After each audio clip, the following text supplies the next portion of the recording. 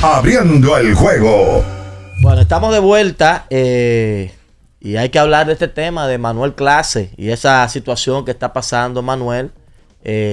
Lo siento preocupado usted y gagueando. Bueno, sí, lo que pasa es que esto es un tema delicado porque, por ejemplo, por esteroides, si te suspenden, tú te vas 80 juegos la primera vez.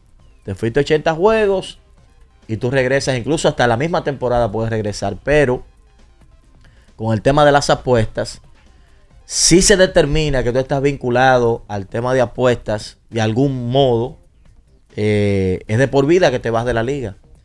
Por eso, cuando se habla de estos temas, ya uno se preocupa porque estamos hablando de que ahí no hay vuelta atrás. Señores, Pete Rose, que es uno de los peloteros más grandes, está vetado de todo por su vínculo con las apuestas. Que después, y no ha habido forma. Que después de manera infame. Bueno, estaba porque ya para mí, de manera infame, fue una burla de Grandes Ligas después de su muerte. Abrir entonces, que yo digo que si yo soy familia de él no voy. Lo que pasa con eso es que incluso lo habíamos analizado junto con Mendoza en otras ocasiones en la radio. Lo que pasa con eso es que había miedo con Pete Rose de que lo perdonaran y luego el tipo por unos dólares fuera a una entrevista ya después que estaba metido en el Salón de la Fama y metiera la pata. Y él se lo ganó, lamentablemente. Y él se lo ganó porque es que él cambió la versión muchas veces. Primero dijo que no había jugado al mismo equipo. Después primero dijo que no era la pelota, que él jugaba a basquetbol y otros deportes. Después que sí, que la pelota, pero que no era el mismo equipo. O sea, cada vez que él necesitaba un dinero, él se aparecía con una versión nueva, le daba una entrevista a una cadena grande. Y venía el boom. Y venía el boom. Entonces había miedo con Rose de perdonarlo en vida por eso, por la inestabilidad que él había mostrado en ese sentido. Entonces ya debieron dejarlo fuera ya de manera permanente, pues yo creo que es que sus números, sus hazañas eran demasiado grandiosas. Pero por eso es que después de muerto están haciendo el esfuerzo de llevarlo, porque el hombre, sus números son de Salón de la Fama, pero su comportamiento no era de Salón de la Fama. Si yo fuera su familiar de él, ni fuera, ni me molestara. Bueno, pero mire la contradicción de la vida. Son sus familiares, una gran parte de ellos, los que están upando a que a él sea llevado al Salón de la Fama, aunque sea de forma póstuma. Bueno, o sea, ellos mismos. En el caso de Clase, se une entonces a otro lanzador Luis Ortiz, dominicano, que están metidos en el. Y esto es por el tema ahora del banqueo, de si el primer lanzamiento es bola o es strike. O sea, yo pienso que estamos en un terreno un poco peligroso y se da mucho como a la suspicacia, al asunto. Para mí no estamos en ningún terreno peligroso. Yo sé que al principio yo era de los que pensaba, cuando MLB empezó a aceptar las bancas como patrocinadores. Cuidado. Yo era de los que pensaba que estábamos caminando en un terreno bastante, en una arena movediza. Eso era lo que yo pensaba. Y pensaba inclusive, llegué a pensar hasta en doble moral. Pero el tiempo, después que he visto cómo ha transcurrido todo, he cambiado de opinión por lo siguiente. MLB me parece, puedo estar equivocado, que fue la última de las 4 grandes ligas norteamericanas en aceptar a las bancas. Creo que NFL, NHL y NBA lo hicieron antes. Pero independientemente de eso, todas las ligas lo están aceptando. Era muy sencillo. Las bancas estaban bañándose en millones y millones de dólares debido a las ligas. Y las ligas en un momento dijeron, espérate, yo necesito un pedazo de ese pastel. Y tiene sentido. Ahora bien, hay normas que los jugadores tienen que seguir. Y los jugadores están siguiendo. Te lo voy a poner sencillo. En todo momento hay el 700 y pico de jugadores activos en grandes ligas. Pon tú que entre lesiones, sube y baja, 900, 1000 jugadores por año pasen por un terreno de grandes ligas. ¿Cuántos hemos tenido desde que empezó la temporada en investigación? 2. Casualmente dominicanos los 2. Y yo sé que me van a mencionar, pero Ohtani, ¿por qué no lo pusieron en licencia administrativa? Antes de que lo pregunten, es muy sencillo. Cuando Ohtani se destapó el caso, estábamos en pretemporada. Los jugadores ni cobran ahí. Si la investigación se hubiera movido a la temporada, probablemente hubiera sido puesto en licencia administrativa. Y sáquense de la cabeza de que lo hacen porque son dominicanos y a Ohtani lo están cubriendo. Señores, el FBI no va a cubrir un jugador de grandes ligas. Déjense de eso. Bueno, para mí es bastante preocupante esto. Y preocuparía aún más el hecho de que haya otros lanzadores. Y voy a poner en el caso general, no solamente latinos y no solamente dominicanos. Pero específicamente cuando salió la información de Manuel Clase, yo hice un ejercicio y busqué todos los lanzamientos que él ha hecho, todos los primeros lanzamientos que él ha hecho en la actual campaña, en la última entrada, dígase en la 9ª entrada. Y han sido 62 en total. De esos 62, 18 aproximadamente han sido muy fuera de la zona, a lo que se llama waste pitch. En ese ejercicio quiere decir que más o menos alrededor del 17.5% o inclusive un 20% de esos lanzamientos estaban muy fuera de la zona. No que necesariamente sean bolas, sino que aparte de ser bolas, son claramente bolas. O sea, o estaban muy altas, o estaban demasiado bajas, o estaban muy abiertas. El mismo caso de Luis Ortiz. Entonces, era picheo ni cerca. Exacto. O sea, waste pitch quiere decir que por más que hiciese el árbitro, o sea, como por más amplia que sea la zona de strike de un árbitro, el árbitro no tenía forma alguna de cantar ese picheo strike. A menos que le tocara el de Soto ayer. Qué cuestión, Sí, pero ese tema un Qué poquito más cuestión, adelante. Pero me llama mucho la atención que cerca del 18 a un 20% de esos lanzamientos específicamente sean claramente bolas. O sea, A mí en este caso me preocupa mucho, señores, porque es que cuando MLB coloca a un jugador en licencia administrativa por cualquier razón, yo no recuerdo, probablemente ha pasado, pero yo no recuerdo, quizás ustedes lo recuerden, un caso donde el jugador haya salido 100% limpio. No se salva. Yo no recuerdo ninguno. A lo mejor, ¿tú recuerdas alguno? Bueno, Aunque sea por violencia doméstica, porque la licencia administrativa abarca muchas cosas. Pero yo no recuerdo un caso. parecía que uno lo lograba, que fue Ryan Braun. Cuando aquella Pero investigación... eso fue por dopaje, es eso diferente. por dopaje. Ah, ok. Son otros. Ahí no es licencia administrativa, ahí es suspensión. Que fue un caso rarísimo porque a Brown le hacen la prueba un viernes en la noche. Coincidencialmente, el chico que manejaba el camión, que trasladaba las pruebas, lo conoce de pequeño a él.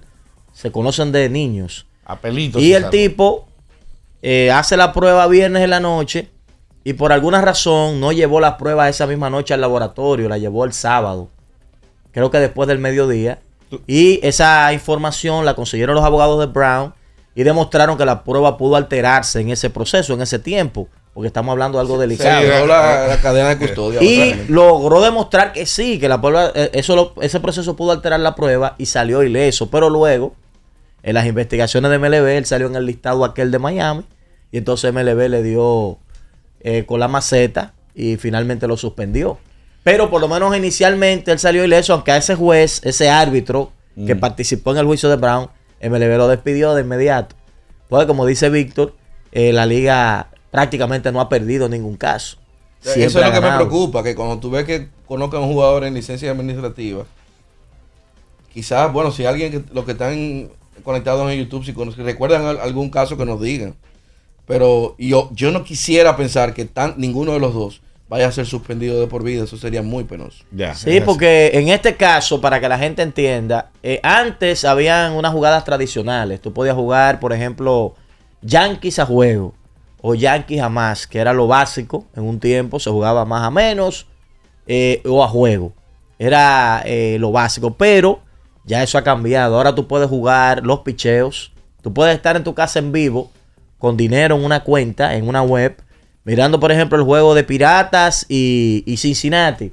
Y tú puedes jugar, por ejemplo, viene a batear O'Neal Cruz a que el primer picheo es bola. Tú puedes jugar a que él envasa o a que no envasa. El resultado de ese turno, que sea ponche, que sea rodado, que sea elevado, que se anota o no se anota carrera en ese episodio. O sea, hay un sinnúmero de opciones que usted puede desde su celular jugar. Ahora, si la liga o esa casa de apuestas entiende que hay una de esas opciones, distorsiones, una distorsión. una de esas opciones en vivo que se juegan en vivo caliente, se dispara, eso activa una alerta. Va una bandera roja. Sí, porque dicen, esta es una opción que por lo general la gente juega $100, 20, 25 dólares, de repente viene un león y te le pone $50,000 a eso. O más que eso, que mucha gente empiece a exactamente. jugar. Porque que alguien venga y ponga $50,000 quizás no levante mucha sospecha. Pero si una jugada normal te la apuestan 100 gente y de repente te la están apostando 1,000, espérate, aquí está pasando algo. Y eso fue lo que pasó con Luis Ortiz. Y probablemente sea lo mismo con Clase. Y, ojo, en el caso, por ejemplo, más reciente, de los casos más recientes fue el de Tupuquita Marcano. Fue suspendido de por vida. Pero él apostó. Este caso es diferente. Aparentemente, los nuestros no fue necesariamente que apostaron. Aparentemente, eso es lo Sí, que... lo de ellos es sospecha. Sospecha de que estén confabulados. Exacto, porque en este momento, podemos decir que es una coincidencia, que de repente yo apueste a que el primer picheo es bola y el primer picheo sea bola. Coincidencialmente puede que algún lanzador en específico su estrategia sea yo no tiro un strike de mi primer picheo, por poner un ejemplo, y coincida que de repente en 3, 4 salidas, como señalaba Nicole, tú no tiras el primer picheo de strike. Puede suceder, pero como ha coincidido, es probable que te investiguen y digan, déjame ver si esto es un patrón del pitcher o es un patrón vinculado a un tema de apuestas. Orlando, es que si tú chequeas las estadísticas de picheo por picheo, estoy hablando de una recopilación de 62 picheos, que eso lo pueden buscar por StatCast o Baseball 7. Si usted lo busca, de esos 62 picheos, que de esos 18 sean exactamente unas bolas que usted dice que normalmente eso tú lo ves y tú dices, no, pero eso fue aposta. No, es que está calentando el brazo, está frío todavía, pero hay dos cosas. Y es más común que sea el primer picheo, porque si un pitcher no está bien, puede ser que su primer picheo no esté en la zona. Hay que decir dos cosas, y entre serio y quizás un poco distendiendo, digamos que en broma, ¿verdad? Hay dos casos. La parte seria es que son relevistas, no son lanzadores que tú dices, no, cada 4 o 5 días yo lo tengo, sino que son llamados en un momento X por el dirigente, ¿verdad?, a salir. Entonces tiene que darse la situación de que se dé, de que el dirigente los llame, de que ellos, ¿verdad?, entren a juego y eso. Pero ahora hablando en el otro aspecto, hay muchos bateadores que dicen, yo no le tiro al primer lanzamiento y no pasa nada. Una gran cantidad de bateadores no le hacen swing al primer picheo. Yo tengo que esperar a ver por dónde él viene y yo no le tiro. Entonces a eso no se apuesta. En eso no es lo mismo. Si le hace swing, porque a los bateadores no se le apuesta si hace swing o no. Es a los pitchers si hacen strike o bola. Pero puede llegar un momento en que eso se apueste, porque cada día hemos visto que hasta la pica de ojo. Cuando llegue uno toca esa tecla, pero no ha llegado. Pero había otro como Vladimir Guerrero, padre, que él decía que él no importaba por dónde viniera el primer lanzamiento, él no lo dejaba pasar y le tiraba. Sí, pero eso no tiene que ver con las apuestas. No lo estoy llevando al terreno. Lo que te quiero decir es que en su defensa, estos lanzadores, o sea, yo no estoy, que se entienda, no estoy categorizando a los bateadores de que están mal porque le no, yo entiendo, es un tema de estrategia. Hay muchos bateadores, tú puedes hacer la encuesta con ellos que dicen yo no le hago swing al primer pitch. Incluso Franco regalaba el primer strike. Recuerden que Franco se paraba en el home y no le hacía swing nunca al primer picheo. Incluso se salía del home. No se cuadraba bien, vamos a decirlo así. Él le daba y Jamaico sufre de eso. El primer picheo casi siempre se sale. Entonces, y Carty decía que le gustaba batear en 2 strikes. Pero eso es un porcentaje. Claro, pero en defensa de esos lanzadores también se puede decir que ellos no les gusta tirar el strike en el primer picheo. Sí, lo importante es que se está investigando. Si hubiesen sido culpables, los sancionan y punto. O sea, algo no sabe la liga que todavía los está investigando antes de tomar una decisión con los lanzadores dominicanos, y vamos a estar pendientes esperando que puedan salir bien de esta situación delicada en la que están en este momento en el ojo del huracán tanto Luis Ortiz como Manuel Clase, que incluso se había hablado de él para cambiarlo. Ya. Filadelfia estaba interesado en adquirirlo. Según reporte, el hombre estaba casi cambiado. Casi cambiado. Eso cambia muchísimo el panorama. No, peligroso. Realmente, porque era posiblemente la pieza que más le iba a dar para atrás a Cleveland. Exacto. Vamos a la pausa y volvemos. En Abriendo el Juego.